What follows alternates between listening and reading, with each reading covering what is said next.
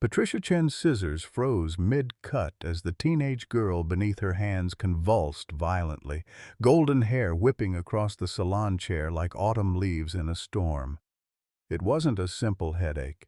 The dark, irregular mass beneath Madison Williams' scalp pulsed with a life of its own.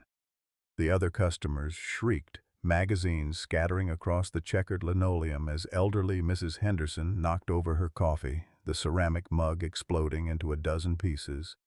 The familiar hum of hair dryers died into suffocating silence. Patricia's weathered hands trembled as she remembered her own mother's final days. The same telltale signs she'd ignored 15 years ago when she was still Nurse Patricia Chen at Cleveland Clinic. This 17-year-old girl bore the identical mark of death she'd failed to catch in time. "Call 911, now!" Patricia commanded, her voice cracking between professional authority and maternal terror. What kind of monster disguised itself as a beauty mark? And how long did Madison have before it was too late? Leave a like and share your thoughts in the comments along with the city you're watching from now. Let's continue with the story. 6 months earlier, the morning sun painted golden rectangles across Dorothy Williams's kitchen table as she counted out her monthly medications with the precision of a pharmacist. At 75, Dorothy had perfected the art of stretching every dollar until it screamed for mercy. Her weathered hands, marked by decades of factory work, sorted pills into a plastic organizer marked with the days of the week. "Grandma Dorothy, you don't have to worry about my senior pictures," Madison called from the hallway, her backpack slung over one shoulder as she prepared for another day at Millbrook High. The 17-year-old had inherited her grandmother's stubborn streak and her late grandfather's kind eyes, though lately those eyes carried shadows that hadn't been there before. Dorothy looked up from her pills, studying her granddaughter's face with the intensity of someone who'd learned to read between the lines of life. "Nonsense, sweetheart. You're going to be valedictorian, and we're going to celebrate properly. I've been saving up for months." The truth was, Dorothy had been skipping her heart medication every other day to afford the photography session. At her age, she figured she'd lived long enough to take calculated risks. Madison was her future, her legacy, the bright spot in a world that had grown increasingly dim since her husband William passed 5 years ago. Madison Williams had been the miracle child who'd arrived when Dorothy thought her parenting days were over. After Linda's messy divorce, raising a precocious 12-year-old had given Dorothy purpose again. Now, watching Madison excel in advanced placement classes while working weekends at Murphy's Diner, Dorothy felt a fierce pride mixed with constant worry about college expenses. The small ranch house on Maple Street had been their sanctuary for 45 years. Dorothy and William had bought it with a VA loan in 1978, back when Millbrook's factories were still running and the American dream felt achievable for working-class families. Now, with half the downtown businesses shuttered and for sale signs dotting every block, their modest home represented everything they'd managed to hold on to. Linda Williams Carter pulled double shifts as a certified nursing assistant at Millbrook General, driving 30 minutes each way to work, while Madison lived with Dorothy during the school week. The arrangement worked for everyone. Dorothy had companionship, Madison had stability, and Linda could focus on rebuilding her life after the divorce. But the strain showed in Linda's tired eyes during her weekend visits, in the way she counted and recounted the bills spread across Dorothy's kitchen table. "I'm doing the best I can with what I've got," Linda would say, a phrase that had become her personal mantra. At 45, she carried the weight of feeling like she'd failed at marriage, failed at providing for her daughter, failed at the basic promises parents make to their children. The Williams women had learned to find joy in small victories. Madison's perfect attendance awards, Dorothy's carefully tended garden, Linda's occasional overtime pay that meant a dinner out at the local pizza place. The brass bell above Golden Scissors Salon chimed cheerfully as Madison pushed through the glass door, her backpack heavy with textbooks and the weight of another sleepless night. Patricia Chen looked up from sweeping hair clippings, her practiced eye immediately noticing the dark circles under the teenager's eyes. "You look tired, honey," Patricia said, setting aside her broom. The salon's familiar scents of shampoo and hairspray couldn't quite mask her growing concern. After 30 years of working with people's heads, Patricia had developed an instinct for reading faces, and Madison's face told a story of hidden pain. Madison forced a bright smile, the same one she'd been perfecting for months to keep her grandmother from worrying. "Just senior year stress, Mrs. Chen. You know how it is. College applications, maintaining my GPA, working at the diner." She settled into the familiar salon chair, catching her reflection in the mirror. The girl staring back looked older than 17, her features sharpened by fatigue and something else she couldn't name. Patricia began sectioning Madison's honey-colored hair, her fingers moving with the muscle memory of decades spent in this very chair. "Tell me about these college plans," she said, hoping to distract both of them from the obvious exhaustion written across the teenager's features. "Pre-med at Case Western, if we can figure out the finances," Madison replied, wincing slightly as Patricia lifted a section of hair near her crown. The sharp pain that had been plaguing her for months seemed to intensify whenever anyone touched that particular spot, but she'd learned to hide her reactions. Grandma Dorothy had enough to worry about with her heart condition and their tight budget. As Patricia worked, Madison found herself drifting back to 3 months ago, when the headaches had first started. They'd begun as minor annoyances during her morning chemistry class, barely noticeable whispers of discomfort behind her left temple. She'd attributed them to the stress of maintaining her perfect attendance record while working 20 hours a week at Murphy's Diner. "The usual headache medicine not working?" Patricia asked, noticing Madison's subtle flinch. Her own mother had suffered from chronic pain, and Patricia recognized the telltale signs of someone trying to hide their discomfort. Madison shrugged, not trusting her voice to remain steady. The truth was, the over-the-counter painkillers she'd been taking had stopped providing relief weeks ago. The pain had evolved from a dull ache to sharp shooting sensations that sometimes left her breathless. But acknowledging the problem meant doctor visits, and doctor visits meant money they didn't have. Patricia's fingers paused as she noticed something she'd never seen before in 3 years of cutting Madison's hair. Hidden beneath the thick golden strands near the crown of her head was a small dark spot. At first glance it looked like a beauty mark, but something about its irregular edges and slightly raised surface triggered a memory Patricia had spent 5 years trying to forget. "Madison, sweetheart," Patricia said carefully, her voice taking on a professional tone that Madison had never heard before. "When did you first notice this little spot up here?" Madison's stomach clenched with sudden dread.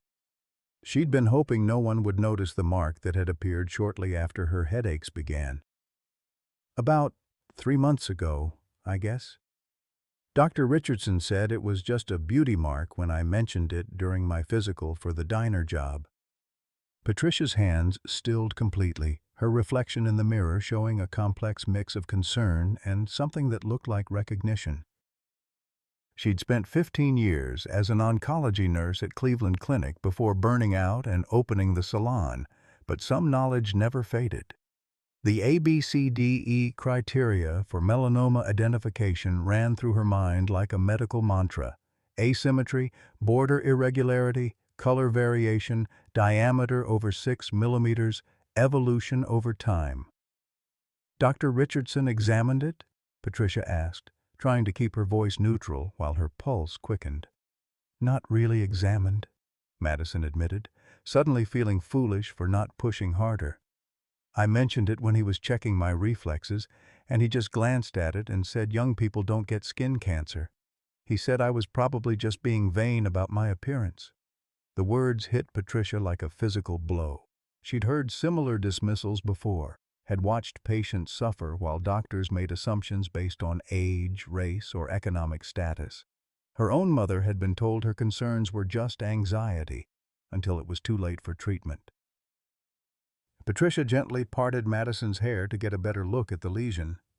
What she saw made her professional training scream warnings that her civilian life had tried to silence. The spot was approximately 8 millimeters across, with irregular borders that seemed to shift and change color from dark brown to black.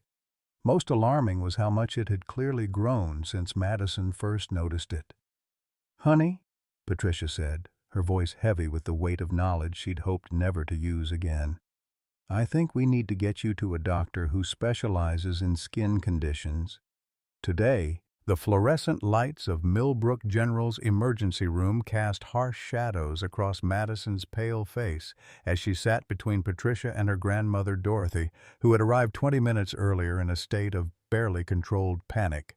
The waiting room buzzed with the usual chaos of a small-town hospital: crying children, elderly patients clutching insurance cards, and the persistent smell of disinfectant that never quite masked human suffering. Dorothy's weathered hands shook as she filled out insurance forms, her reading glasses sliding down her nose as she struggled with the tiny print. "I don't understand all these questions," she whispered to Patricia, her voice carrying the tremor of someone confronting their worst fears. "They want to know about pre-existing conditions, but Madison's never been sick a day in her life." Patricia watched Dorothy struggle with the paperwork and felt a familiar rage building in her chest, the same anger that had driven her away from nursing 5 years ago. She'd seen too many families destroyed by a healthcare system that treated illness as a luxury good rather than a human necessity. "Let me help you with that, Mrs. Williams," she said gently, taking the clipboard and beginning to navigate the insurance maze with practiced efficiency. The triage nurse, a tired-looking woman in her 50s named Janet, called Madison's name after a 2-hour wait. "What brings you in today, honey?" she asked, barely looking up from her computer screen as she took Madison's vital signs. The blood pressure cuff squeezed Madison's arm while she tried to explain about the headaches and the spot on her scalp, but Janet's attention seemed focused on other patients, other problems. "Headaches are pretty common in teenagers," Janet said dismissively, typing notes into the electronic medical record system. "Stress from school, too much screen time, not enough sleep. Dr. Martinez will take a look, but it'll probably be another hour or two." Patricia bit her tongue, remembering her own battles with dismissive medical staff during her mother's illness. She'd learned that advocating for patients required a delicate balance between persistence and diplomacy, especially when you weren't officially the patient's family. But watching Madison wince as another wave of pain crossed her features, Patricia felt her professional instincts overriding her civilian restraint. When Dr. Martinez finally appeared, his tired eyes and coffee-stained scrubs told the story of someone deep into a double shift. He was a competent physician, Patricia could tell, but overworked and rushing through examinations with the efficiency that emergency medicine demanded. "So, headaches and a skin spot," he said, consulting his tablet. "Let's start with the neurological basics." Dr. Martinez performed a routine neurological examination, checking Madison's reflexes, pupil response, and coordination. Everything appeared normal, which seemed to confirm his initial assessment that they were dealing with tension headaches related to academic stress. It wasn't until Patricia quietly mentioned her concerns about the scalp lesion that he paid attention to anything beyond the primary complaint. "I see it," Dr. Martinez said, parting Madison's hair to examine the dark spot. "Looks like a common mole. We see these all the time in young people." His examination lasted perhaps 30 seconds before he stepped back, already mentally moving on to the next patient. "I can refer you to dermatology if you're concerned about cosmetic issues, but medically, it's nothing urgent." Patricia felt something snap inside her chest. The dismissive tone, the cursory examination, the assumption that a teenager's concerns were vanity-based, it was her mother's experience all over again. "Doctor," she said, her voice carrying an authority that made both Madison and Dorothy look at her with surprise. "I need to tell you something important." Dr. Martinez paused, his hand already reaching for the door handle. Something in Patricia's tone made him turn back, and for the first time since entering the room, he gave her his full attention. "I'm a former oncology nurse," Patricia said, the words feeling strange after 5 years of silence about her medical background. 15 years at Cleveland Clinic. I specialized in melanoma patients. She watched Dr. Martinez's expression change as he processed this information, his casual dismissal replaced by professional interest. "Why didn't you mention this earlier?" he asked, moving back toward Madison's chair with renewed focus. "Because I tried to leave that world behind," Patricia admitted, her voice heavy with old pain. "But I can't ignore what I'm seeing. This lesion shows multiple criteria for melanoma: asymmetry, irregular borders, color variation, and significant growth over 3 months. Combined with her neurological symptoms, I'm concerned about possible metastasis." Dr. Martinez re-examined the spot with the thoroughness it deserved, using a magnifying glass and better lighting. His expression grew increasingly serious as he noted the features Patricia had identified. "You're right to be concerned," he said finally. "This needs immediate evaluation by oncology." The word oncology hit the room like a physical blow. Dorothy gasped, her hand flying to her chest as her heart medication suddenly seemed inadequate. Madison sat perfectly still, processing the implications of a word she'd only heard in whispered conversations about distant relatives and tragic news stories. "Cancer?" Dorothy whispered, the word barely audible in the small examination room.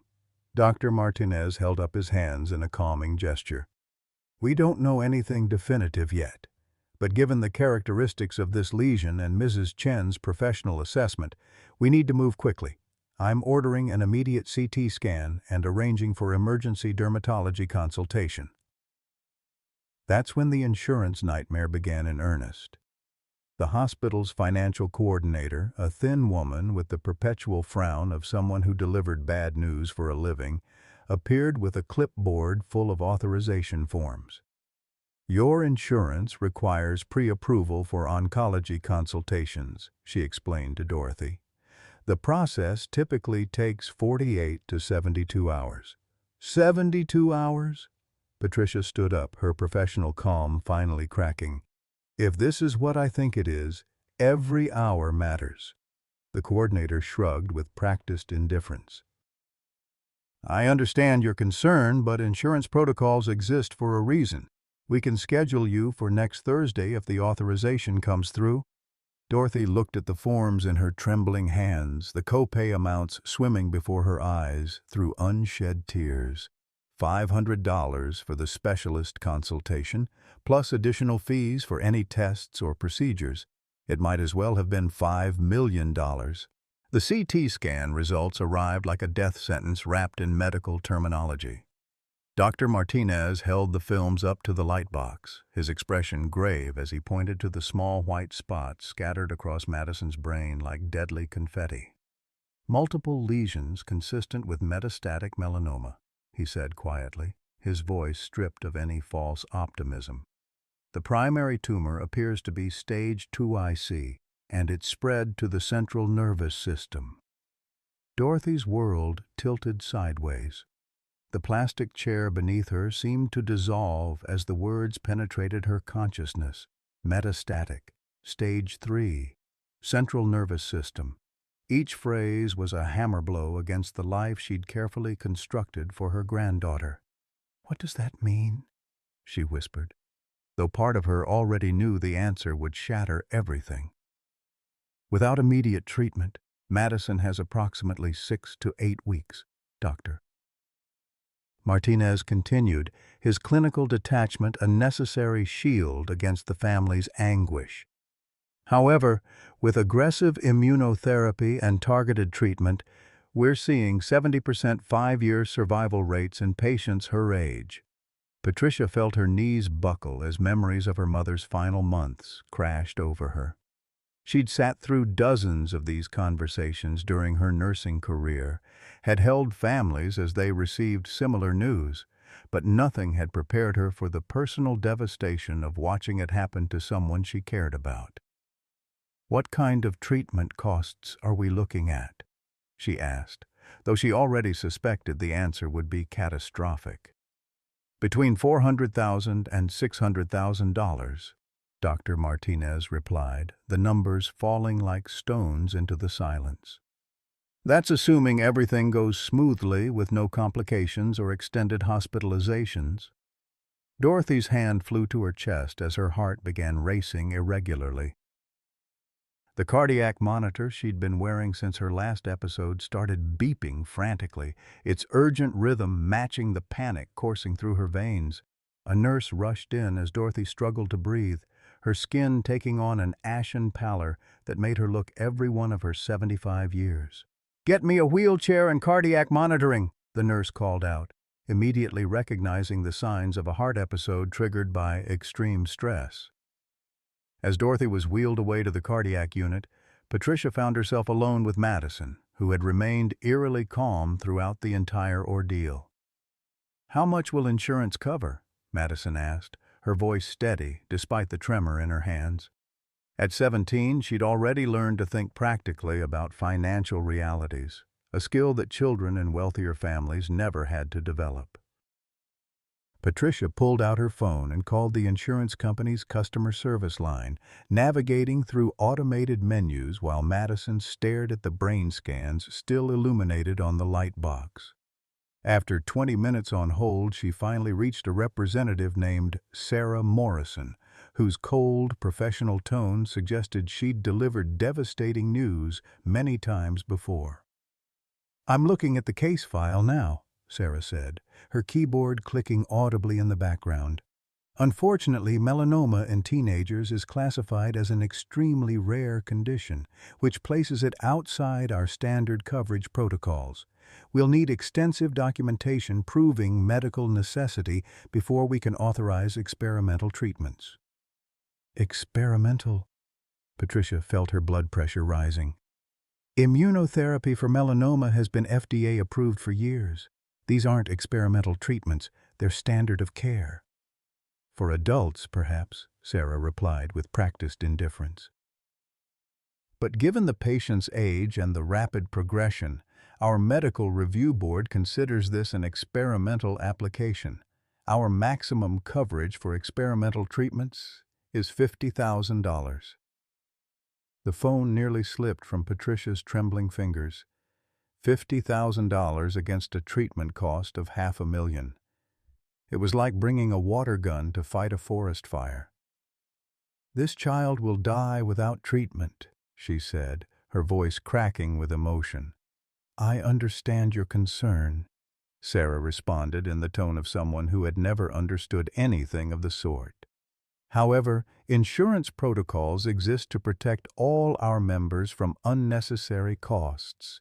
The family can appeal the decision, though the process typically takes 6 to 8 weeks. 6 to 8 weeks, the same time frame Madison had to live without treatment.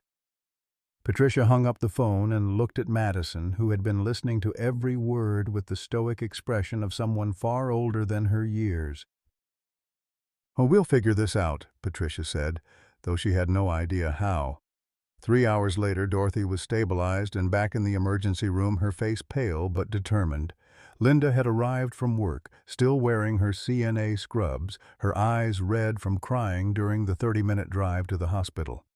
The three women sat around Madison's bed like warriors planning a battle they weren't sure they could win. "I'll sell the house," Dorothy announced, her voice steady despite the heart monitor's continued beeping. "It's been in our family for 45 years, but houses are just wood and brick. Madison is irreplaceable." Linda shook her head, tears streaming down her cheeks. "Mom, the house is only worth about $89,000 in this market. It's not even close to enough." Patricia had been making phone calls for the past hour, reaching out to her former colleagues at Cleveland Clinic. Dr. Sarah Chen, the head of oncology and someone Patricia had worked with for over a decade, had agreed to see Madison regardless of insurance status. "We'll treat her first and figure out the payment later," Dr. Chen had said. "Some things are more important than money." But even with Dr. Chen's willingness to provide care, the hospital administration would still require some form of financial guarantee. Patricia found herself in the parking lot at midnight, calling her husband Jim to explain why she was about to mortgage their salon to help pay for a teenager's cancer treatment. "Patricia, we can't save everyone," Jim said, his voice heavy with the exhaustion of someone who'd watched his wife carry the weight of the world for 15 years. "What about our own retirement? What about our kids' college funds?" "I know," Patricia whispered, leaning against her car as the autumn wind cut through her thin jacket. "But I can't let her die knowing I could have helped. I've spent 5 years running away from medicine, and this is where it led me, watching a child face the same fate as my mother because no one with the knowledge to help was willing to speak up." The silence stretched between them until Jim finally sighed. "How much do you need?" "$25,000 to start," Patricia said. "It's not enough for everything, but it might buy us time to figure out the rest." "Then we'll find a way," Jim said simply. "But Patricia, you can't carry this alone. This family, this community, we're all going to have to help." That night, Patricia sat in her salon after hours, surrounded by unpaid bills and mortgage papers, staring at her old nursing license that she'd kept hidden in her desk drawer for 5 years. The certificate was signed by the Ohio Board of Nursing, certifying her as both a registered nurse and an oncology specialist. She'd earned it through years of study, clinical rotations, and the heartbreak of watching too many patients lose their battles with cancer. She thought about her mother, who had died from cervical cancer that could have been caught and treated if the healthcare system hadn't failed her at every turn. She thought about all the patients she'd cared for during her 15 years at Cleveland Clinic, the families she'd comforted, the victories and losses that had shaped her understanding of what mattered most in life. At 3 in the morning, Patricia made 2 phone calls. The first was to Dr. Chen, accepting her offer to treat Madison. The second was to the local newspaper, requesting a meeting with their health reporter. If the system was going to fail Madison the way it had failed her mother, then Patricia was going to make sure everyone knew about it. By dawn, Patricia had written a detailed account of Madison's case, documenting every insurance denial, every dismissive medical interaction, and every financial barrier that stood between a 17-year-old girl and the treatment that could save her life. She included her own medical credentials, her assessment of Madison's condition, and her professional opinion that the delays were not just cruel, they were criminal. The story would run in the next day's edition with the headline, "Local Teen Denied Cancer Treatment Due to Insurance Barriers." Patricia knew it would change everything, but she also knew there was no going back. She was a nurse again, whether the system wanted her to be or not, and this time she wouldn't let bureaucracy and greed win. As the sun rose over Millbrook, Patricia unlocked her salon and prepared for another day of cutting hair while fighting for a life. In a few hours, Madison would begin the battle of her young life, and Patricia would be there every step of the way, armed with 15 years of medical knowledge and a determination forged by loss. The insurance company thought they could wait out a working-class family's resources. They hadn't counted on a hairdresser who remembered how to be a nurse, or a community that was about to learn what it meant to fight for one of their own. The first round of immunotherapy hit Madison like a freight train wrapped in hope and nausea.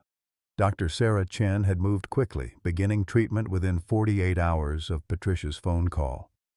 But the Keytruda infusions came with a price tag that made Dorothy's hands shake every time she thought about it. $12,000 per session, administered every 3 weeks for an indefinite period. Patricia had transformed her salon into an unofficial command center for Madison's fight, with GoFundMe printouts taped to mirrors and donation jars positioned strategically near the cash register. The campaign she'd launched had gained traction after the local newspaper story, reaching $15,000 in its first week. But the money felt like drops in an ocean of medical debt. "Help Save Madison Williams," the GoFundMe page read, featuring a photo of Madison in her high school cap and gown from a senior portrait session they'd completed just days before her diagnosis. Patricia had written the description herself, her nursing background lending medical credibility to what might otherwise have been dismissed as another crowdfunding sob story. The response from Millbrook had been immediate and overwhelming. Mrs. Henderson from the beauty salon's neighboring flower shop had organized a bake sale that raised $800 in a single afternoon. The high school's football team had dedicated their homecoming game to Madison, passing collection buckets through the stands and raising over $3,000 from a community that barely had enough for their own needs. But it was the response from Patricia's former nursing colleagues that truly made the difference. Word had spread through the medical community about the hairdresser-turned-advocate who was fighting the insurance industry with the fierce determination of someone who understood both sides of the healthcare equation. Nurses from 3 states had begun sharing Madison's story on social media, creating a viral campaign that reached far beyond Ohio's borders. Dr. Chen called Patricia on a Tuesday morning with news that changed everything. "I've been contacted by a documentary filmmaker," she said, her voice carrying the exhaustion of someone who'd been fielding media calls for days. "They want to follow Madison's case as part of a larger piece about healthcare access in America. The exposure could bring in significant donations, but it would also make your family very public figures." Patricia found Madison in the hospital's adolescent oncology ward, a cheerful space decorated with cartoon murals that couldn't quite mask the underlying reality of childhood cancer. Madison was between treatments, her color improved but her energy still depleted from the previous week's infusion. She was working on homework, determined to maintain her perfect GPA despite missing weeks of school. "The whole country might know your story," Patricia explained, sitting in the uncomfortable vinyl chair that had become her second home. "There would be cameras, interviews, probably some media attention that might feel invasive, but it could also mean the difference between getting the treatment you need and—" She couldn't finish the sentence. Madison looked up from her calculus textbook, her expression reflecting a maturity that 17-year-olds shouldn't have to develop. "Will it help other kids like me?" she asked, her voice steady despite the IV line snaking from her arm to the chemotherapy pole beside her bed. "Probably," Patricia admitted. "Your case has already changed how 3 hospitals in the region handle insurance appeals for young cancer patients.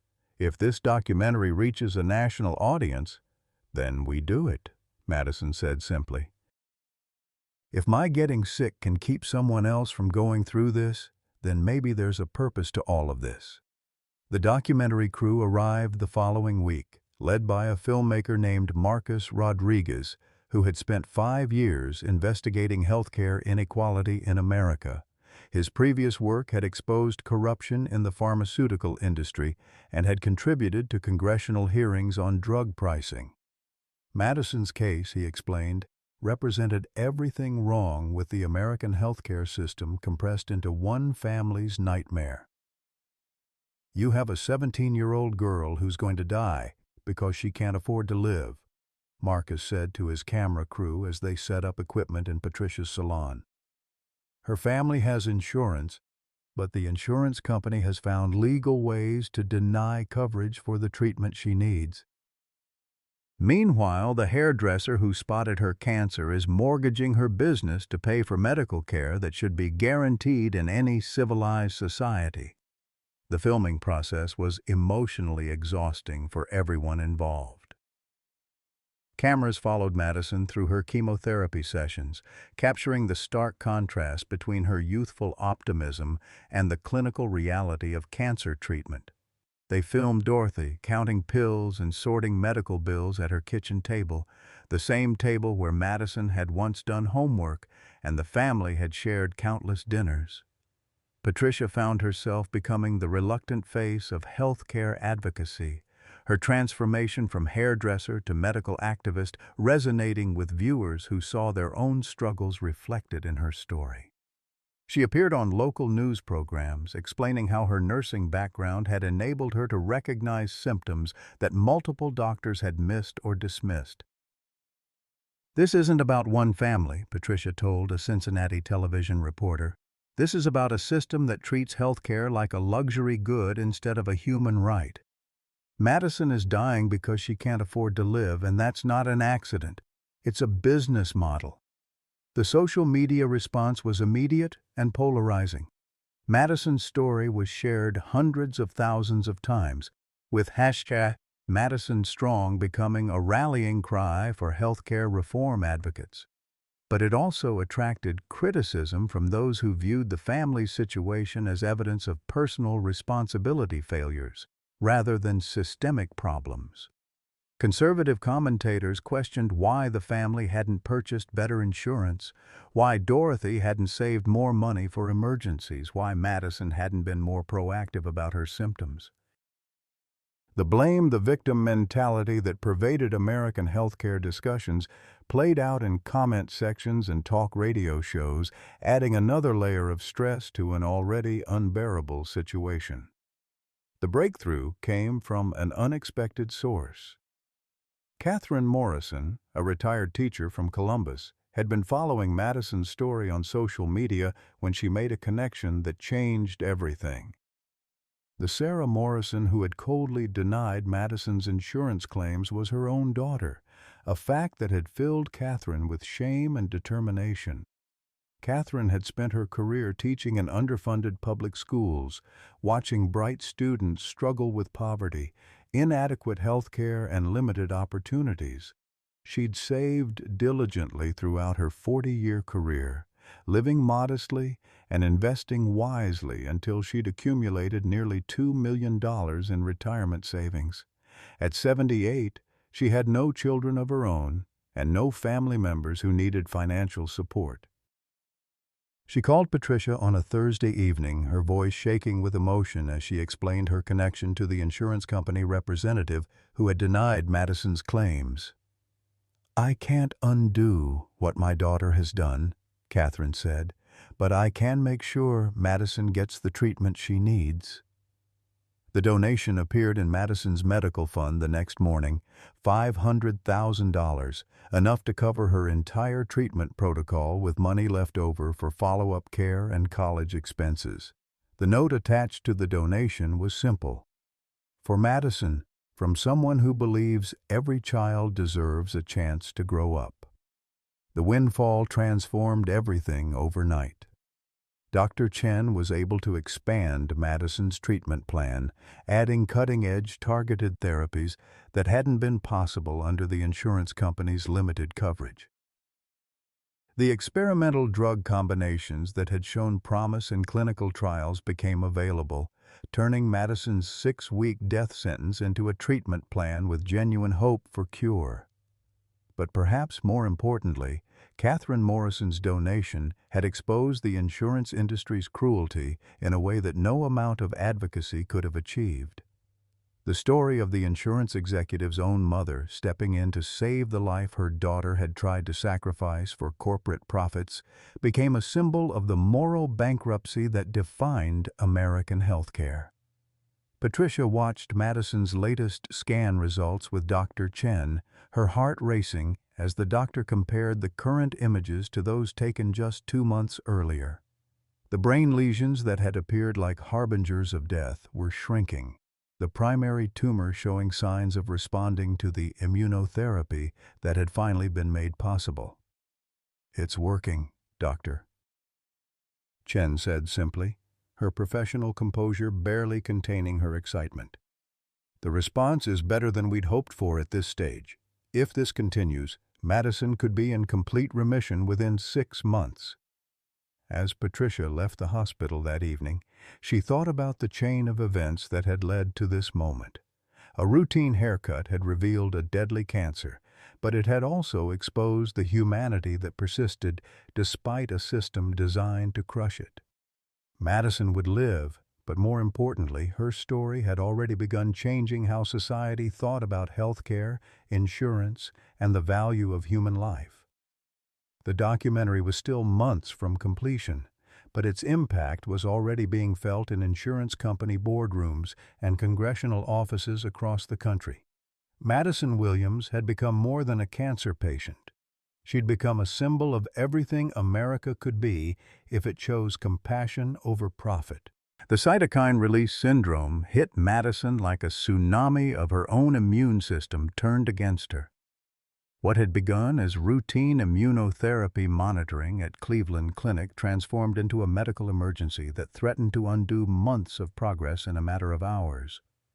Patricia received the call at 3 in the morning, Dr. Chen's voice tight with controlled panic. "Madison's in septic shock," Dr. Chen explained, her words cutting through Patricia's sleep-fogged brain like surgical instruments. "Her immune system is overreacting to the treatment. We've intubated her and she's on life support, but the next 48 hours are critical." Patricia dressed in darkness, her hands shaking as she called Linda and Dorothy with news that felt like a cruel cosmic joke. After everything they'd fought through, the insurance denials, the fundraising campaigns, the media attention, Madison might die not from cancer, but from the very treatment that was supposed to save her life. The ICU at Cleveland Clinic bore no resemblance to the cheerful oncology ward where Madison had been receiving her treatments. Here, machines breathed for patients who couldn't breathe for themselves, and monitors beeped with the urgent rhythms of bodies fighting battles they might not win.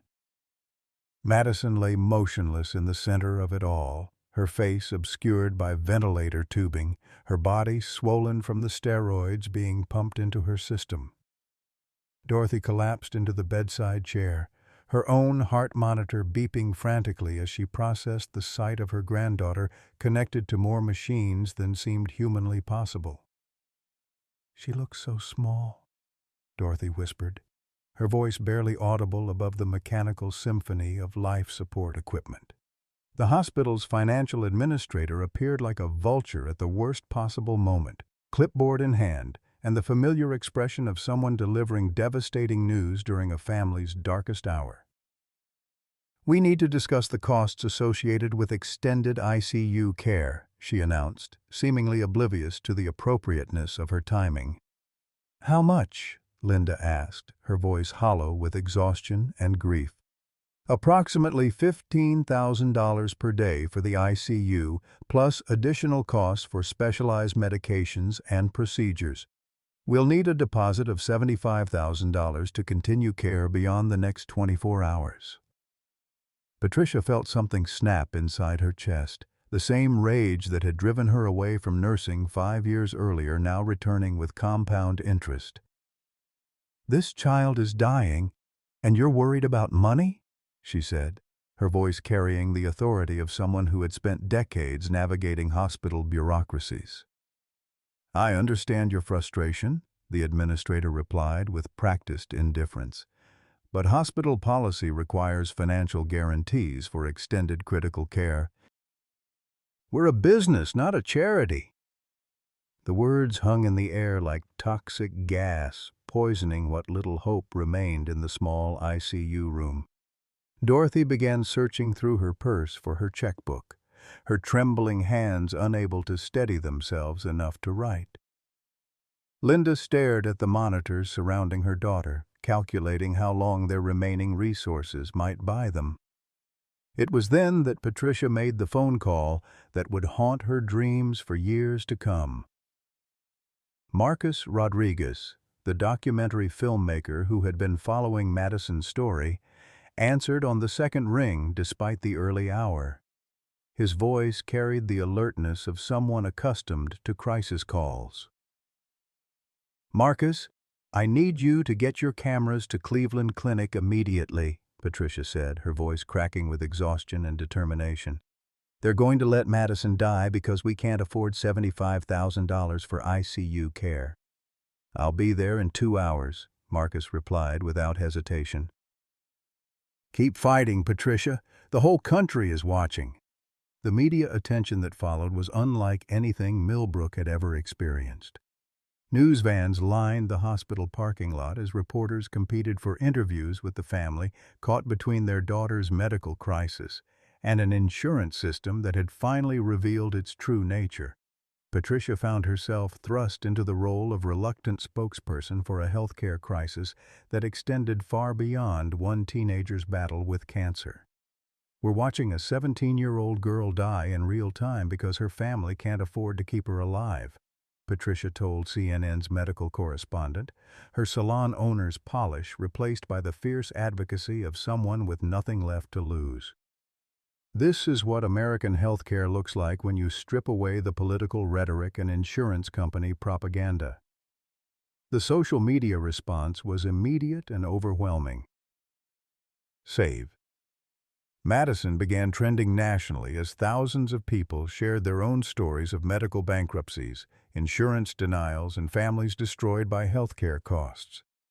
The GoFundMe campaign that had plateaued at $60,000 suddenly exploded, reaching $200,000 in 24 hours as the country watched Madison fight for her life.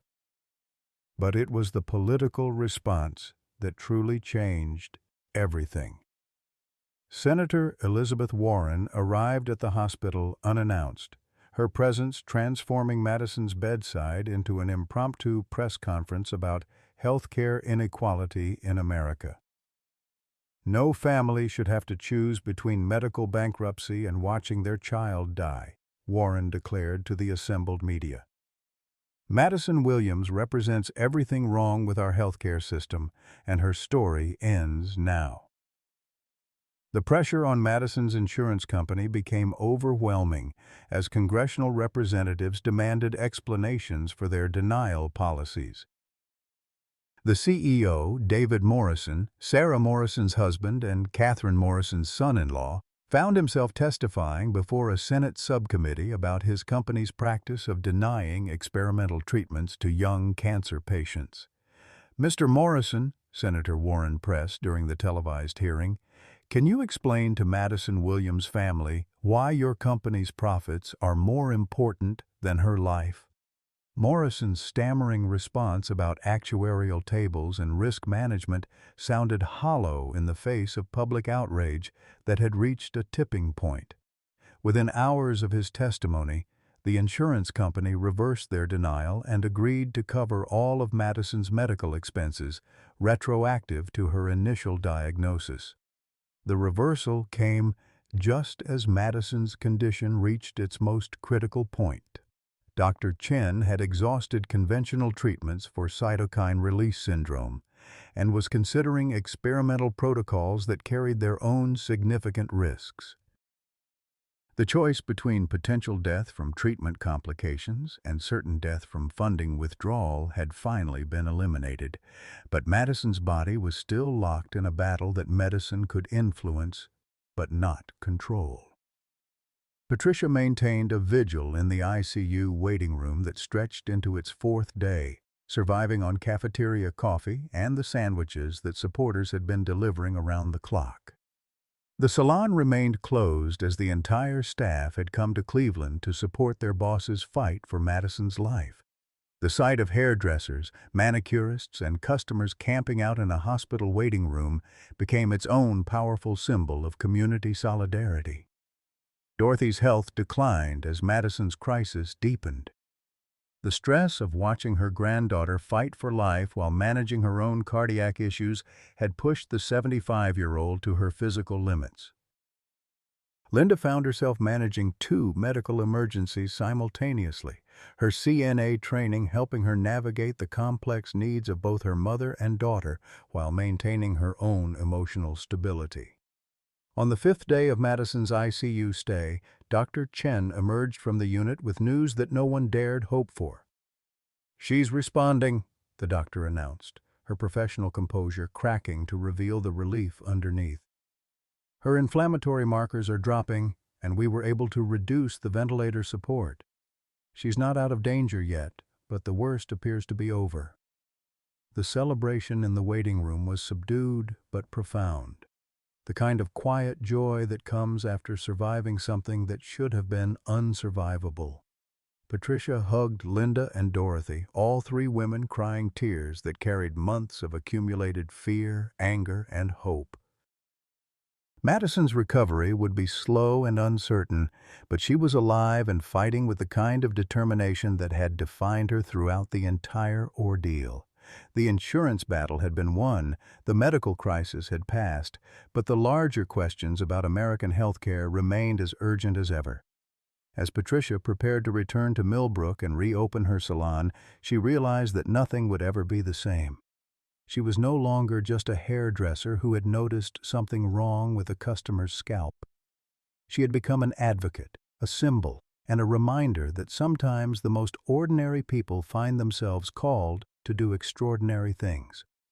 The documentary cameras were still rolling, still capturing a story that had grown far beyond one family's medical crisis to encompass fundamental questions about justice, compassion, and the kind of society America chose to be. The medical records that Marcus Rodriguez uncovered in his investigative work read like a criminal indictment disguised as healthcare documentation. Hidden in a manila folder marked "Confidential Review" were 47 cases similar to Madison's. Young patients with serious diagnoses who had been systematically denied coverage by the same insurance company that had nearly let Madison die. Patricia sat in the documentary filmmaker's makeshift office, a converted hotel room filled with computers, legal documents, and evidence boards that looked like something from a crime scene investigation. The pattern was undeniable and horrifying. Dr. Richardson, Madison's family physician, had been receiving quarterly bonuses for keeping specialist referrals below company targets, effectively incentivizing him to ignore symptoms that might lead to expensive treatments. "Look at this," Marcus said, pointing to an internal company memo dated 6 months before Madison's diagnosis. "They actually have a policy called Delay and Deny Protocol, specifically designed to exhaust families' financial resources before approving expensive treatments. They calculated that 60% of families would give up or find alternative funding sources if claims were delayed long enough." The revelation hit Patricia like a physical blow. Dr. Richardson hadn't missed Madison's melanoma through incompetence. He had deliberately ignored it because treating it would have cost his insurance company hundreds of thousands of dollars and eliminated his performance bonus. Madison had suffered for months, her cancer had spread to her brain, and her family had been pushed to the brink of financial ruin because a doctor had chosen money over his Hippocratic oath. "There's more," Marcus continued, his voice heavy with the weight of what he'd discovered. "Dr. Richardson received a $15,000 bonus last year specifically for maintaining the lowest specialist referral rate in his network. Madison wasn't his only victim. There are teenagers with undiagnosed diabetes, elderly patients with untreated heart conditions, and cancer patients who died while their claims were being processed." The evidence was overwhelming and damning, but it also raised questions that Patricia wasn't sure she was prepared to answer. If she released this information, Dr. Richardson would likely face criminal charges, lose his medical license, and possibly go to prison. The insurance company would face massive lawsuits and potentially criminal prosecution. But dozens of families would finally understand why their loved ones had died from treatable conditions. Dorothy's voice interrupted Patricia's moral struggle. "Show me the files," the 75-year-old said from her wheelchair, her recent heart episode leaving her too weak to stand for long periods, but her mind sharp as ever. "I want to see the names of the other families this monster destroyed." Patricia had brought Dorothy to the hotel against Linda's wishes, but the grandmother had insisted on seeing the evidence firsthand. As Dorothy read through case after case of medical betrayal, her expression transformed from grief to fury to something approaching murderous rage. "This one," Dorothy said, pointing to a file with shaking fingers. Emily Patterson, 16 years old, died from complications of untreated type 1 diabetes. Dr. Richardson documented her symptoms as teenage attention-seeking behavior and never ordered the blood work that would have revealed her condition. Dorothy's voice broke as she continued reading. She died in her parents' car on the way to the emergency room. The pattern was consistent and deliberate. Young patients, elderly patients, and poor patients had their symptoms dismissed or minimized, while wealthier patients with better insurance received immediate specialist referrals and comprehensive care. Dr. Richardson had essentially operated a two-tiered medical system where your bank account determined whether you lived or died. Marcus had also uncovered the insurance company's internal communications, including emails between executives that revealed the calculated cruelty behind their policies. Sarah Morrison, the claims representative who had coldly denied Madison's treatment, had written to her supervisor, "The Williams case is generating too much media attention. Recommend we continue the denial until the family either goes bankrupt or the patient dies, whichever comes first." The email was dated 3 days before Madison's cytokine release syndrome crisis, meaning the insurance company had been prepared to let a teenager die on national television rather than approve her treatment. The casual dehumanization in the corporate correspondence was more chilling than any horror movie Patricia had ever seen. But it was the revelation about Catherine Morrison that provided the final, devastating piece of the puzzle. Sarah Morrison's mother hadn't just donated money to Madison's treatment out of guilt. She had been systematically using her own inheritance to compensate families that her daughter's company had destroyed. Over the past 5 years, Catherine had quietly donated over $3 million to families whose insurance claims had been denied, essentially running a one-woman disaster relief operation for victims of her own daughter's corporate policies. "She keeps detailed records," Marcus explained, showing Patricia a ledger written in Catherine's careful handwriting. "Every family her daughter hurt, every claim that was denied, every patient who died, she's been trying to balance the scales one donation at a time." The moral complexity was staggering. Catherine Morrison had enabled her daughter's cruelty through silence, while simultaneously trying to atone for it through anonymous generosity. Sarah Morrison had destroyed families for corporate profit, while her own mother spent her life savings trying to repair the damage.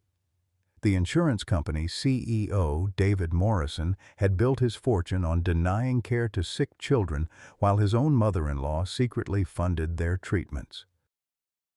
Patricia felt physically sick as she processed the full scope of the conspiracy. Madison's near-death experience hadn't been a bureaucratic mistake or systemic failure. It had been attempted murder disguised as healthcare policy.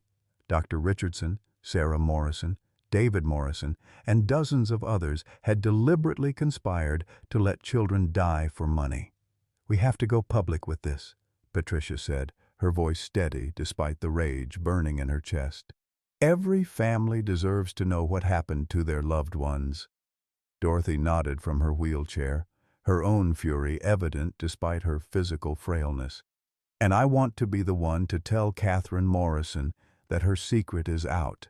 That woman has been carrying this burden alone for too long." The confrontation with Dr. Richardson took place in his office 3 days later, with Marcus's cameras rolling and a sheriff's deputy present to prevent the physician from destroying evidence. Richardson, a soft-spoken man in his 50s who had built his reputation on bedside manner and community involvement, crumbled the moment Patricia confronted him with the evidence. "I never meant for anyone to die," he stammered, his hands shaking as he reviewed the internal memos that had guided his medical decisions for years. "The company said these protocols were about reducing unnecessary testing and referrals. They said it was about controlling healthcare costs." "You killed children for money," Patricia said, her voice carrying 15 years of nursing experience and 5 years of suppressed rage. "Emily Patterson died because you wanted a $15,000 bonus. Madison almost died because you chose profit over the Hippocratic Oath." Richardson's breakdown was complete and devastating. The man who had been trusted with the health of an entire community had betrayed that trust for corporate incentives that averaged less than $20,000 per year. His medical career was over, his reputation destroyed, and criminal charges were inevitable. But perhaps the most shocking revelation came from Catherine Morrison herself, who agreed to meet with Patricia and Dorothy in a quiet corner of the hospital cafeteria. At 78, she looked like a typical grandmother: gray hair, comfortable shoes, and a purse full of family photos. She didn't look like someone who had been waging a secret war against her own daughter's corporation. "I knew what Sarah was doing from the beginning," Catherine admitted, her voice barely above a whisper. "She would come to family dinners and brag about how much money she was saving the company by denying claims. She called it efficient resource allocation. But I knew she was talking about letting people die." The old woman's hands trembled as she continued. "I tried to talk to her, tried to make her understand that she was destroying families, but she said I didn't understand business. So I decided to fix what she broke, one family at a time." Dorothy reached across the table and took Catherine's hand. "You saved my granddaughter's life," she said simply. "Whatever your daughter did, you tried to make it right." Catherine broke down then, years of guilt and shame pouring out in a torrent of tears and apologies. She had donated her entire life savings, sold her house, and liquidated her retirement accounts to compensate for her daughter's cruelty. She was now living in a modest apartment on Social Security, while her daughter enjoyed a six-figure salary built on the suffering of families like the Williams. The documentary that emerged from Marcus's investigation premiered 6 months later with the title, "The Death Panel: How American Healthcare Kills for Profit." It featured Madison's story as the central narrative, but expanded to include the 47 other cases of deliberate medical neglect that had been uncovered in the investigation. The impact was immediate and overwhelming. Dr. Richardson was arrested on charges of medical fraud and involuntary manslaughter. The insurance company faced a federal investigation and multiple class action lawsuits. Sarah Morrison was fired and faced her own criminal charges, while her husband David stepped down as CEO amid calls for congressional hearings. But perhaps most importantly, Madison's Law was passed by Congress with bipartisan support, requiring insurance companies to cover all FDA-approved treatments for serious medical conditions, regardless of patient age or the experimental nature of the treatment. The law was signed by the President in a ceremony attended by Madison, Patricia, and Dorothy, who had been invited as honored guests. As Patricia watched Madison sign autographs for young cancer patients who had traveled to Washington for the ceremony, she realized that their ordeal had accomplished something she had never dared hope for. It had changed the system that had nearly destroyed them. The hairdresser who had noticed something wrong with a teenager's scalp had helped save thousands of lives she would never meet. 1 year later, the afternoon sun streamed through the windows of Golden Scissors Medical Clinic as Madison Williams settled into the same chair where her nightmare had begun and her salvation had been discovered. Her honey-colored hair had grown back thick and lustrous after months of chemotherapy, and the vibrant health in her cheeks bore no resemblance to the pale, frightened teenager who had once sat in this very spot complaining of headaches. Patricia's hands moved with the same practiced precision they had a year ago, but everything else had changed. The small salon had been transformed into something unprecedented, a combination beauty parlor and medical clinic where people could get haircuts, manicures, and basic health care under one roof. The Golden Scissors Medical Clinic sign outside gleamed in the sunlight, representing a revolution in community health care that had begun with one woman's refusal to ignore what she had seen. "Mrs. Chen, do you ever think about what would have happened if I hadn't come in that day?" Madison asked, watching Patricia's reflection in the mirror as she shaped her hair for senior pictures that would actually happen this time. Patricia paused. her scissors catching the light as she considered the question that haunted her dreams and filled her with gratitude in equal measure. "Every single day," she replied honestly. "But then I remember something my mother used to tell me. We don't get to choose our trials, but we get to choose our response to them." The transformation of the Williams family was evident to everyone in Millbrook. Dorothy, now 76, had become an unlikely activist for healthcare reform, testifying before Congress and speaking at medical conferences about the human cost of insurance denials. Her heart condition had stabilized once the stress of watching her granddaughter die had been removed, and she'd channeled her fury into productive advocacy work. "At my age, I thought my fighting days were over," Dorothy said from her usual spot in the clinic's waiting area, where she volunteered 3 days a week helping other families navigate insurance bureaucracies. Turns out they were just beginning. Linda had been promoted to Director of Patient Advocacy at Millbrook General Hospital, a position created specifically for her after administrators witnessed her fierce dedication to her daughter's care. Her experience fighting the insurance system from both sides, as a healthcare worker and as a family member, made her uniquely qualified to help other families avoid the nightmare they had endured. The 3 generations of Williams women had grown closer through their shared trauma. Their Sunday dinners now filled with discussions about healthcare policy, legislative updates, and plans for Madison's college career.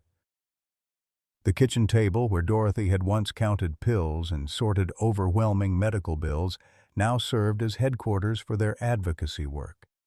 Madison's acceptance to Case Western's pre-med program had been accompanied by a full scholarship funded by the settlement money from the class action lawsuit against her former insurance company. But more importantly, she had been accepted into a special program for student advocates, where future doctors learned about healthcare inequality alongside anatomy and pharmacology.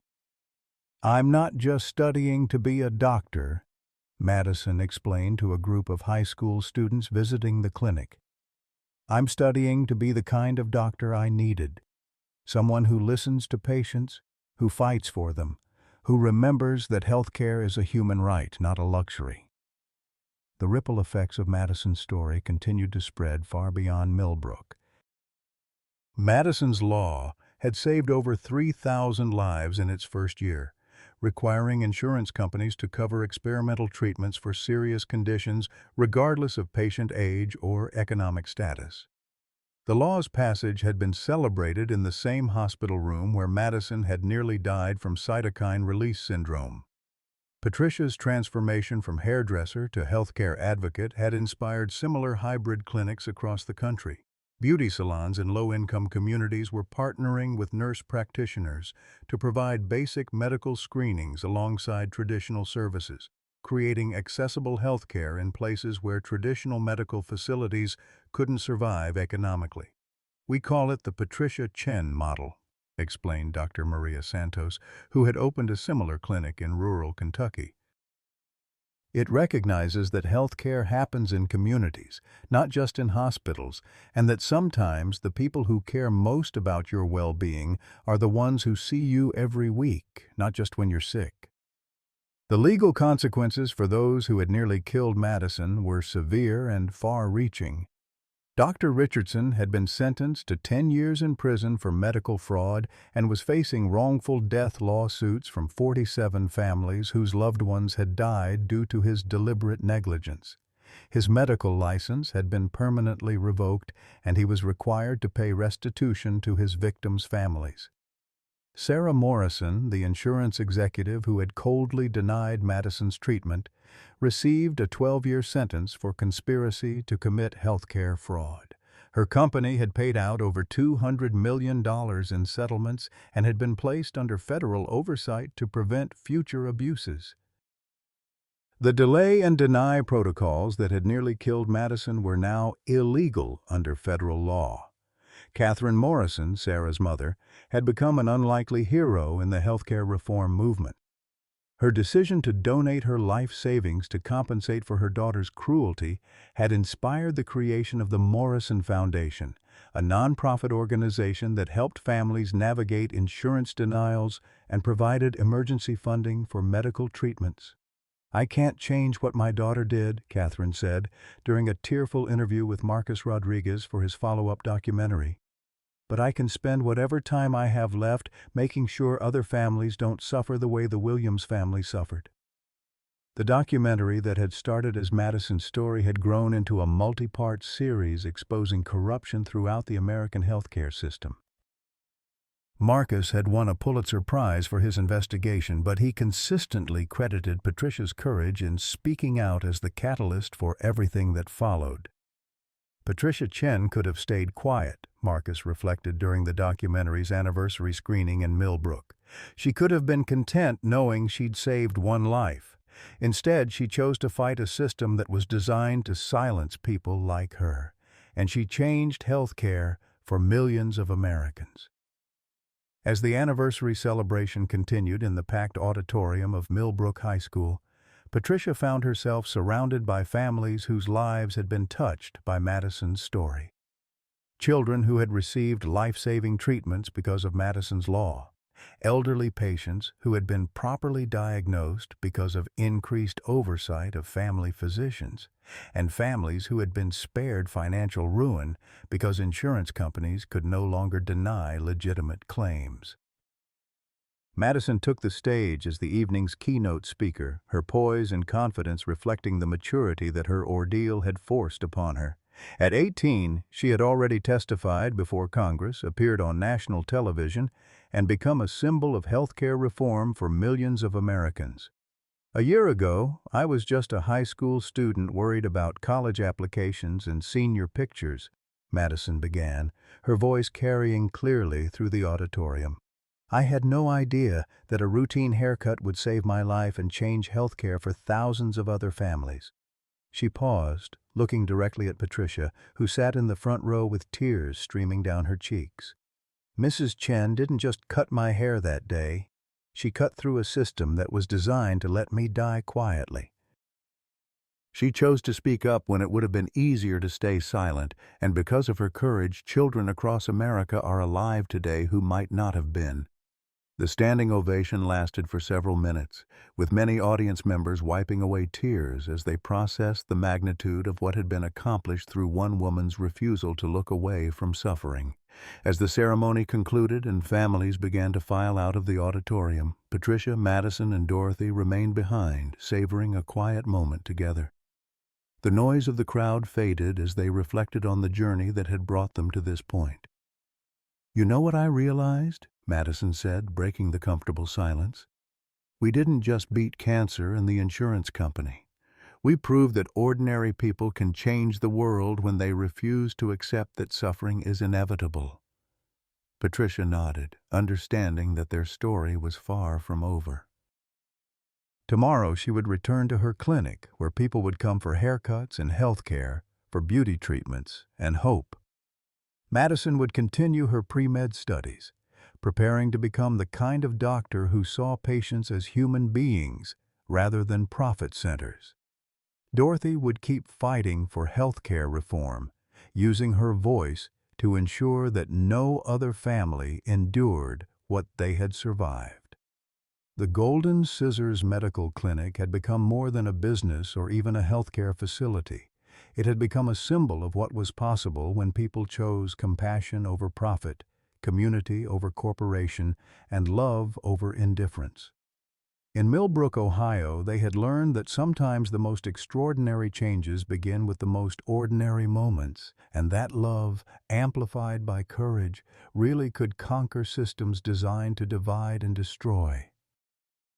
At 75, Dorothy Williams thought her fighting days were over until her granddaughter's life hung in the balance, threatened not by cancer alone but by an insurance system that valued profits over people. Like so many of us who've worked hard, paid our premiums, and trusted the system to care for our families, Dorothy discovered that when it mattered most, that system was designed to fail her. But here's what gives me hope. One hairdresser's courage to speak up changed everything. Patricia Chen could have stayed silent, could have minded her own business, but she chose to fight for someone else's child as fiercely as she would fight for her own. That's the America I believe in, where neighbors become heroes, where grandmothers find strength they never knew they had, and where ordinary people refuse to let the vulnerable suffer alone. Dorothy's story reminds us that our years of experience, our hard-won wisdom, and our deep love for family aren't burdens to bear quietly. They're weapons in the fight for what's right. We've survived decades of challenges, raised families, built communities, and earned the right to demand better for the next generation. Have you ever had to fight an insurance company for your family's health care? What would you do if you witnessed someone in Madison's situation? Would you speak up or stay silent?